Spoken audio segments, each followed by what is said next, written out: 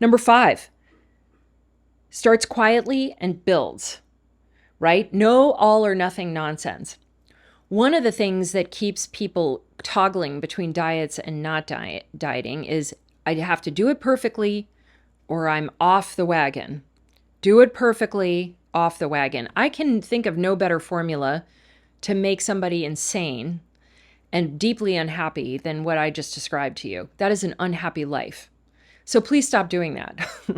Like if you want change, and sustainable weight loss is definitely behavior change, you start quietly, learning, experimenting, building. And once something is solidified in your life, then you tackle the next thing and the next thing. And it can be down to little actions. I remember when I decided I wasn't going to have sugar in my coffee. And you'd be like, sugar in your coffee, that's not enough to create weight loss. Well, maybe not individually, but it certainly added up. And it changed my palate away from added sugar, and it did all kinds of amazing things.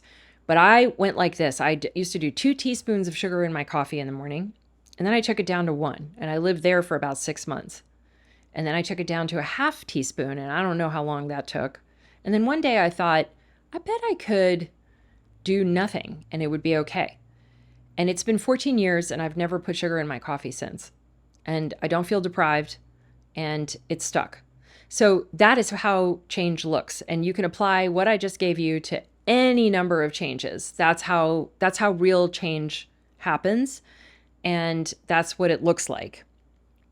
It starts quietly and it builds.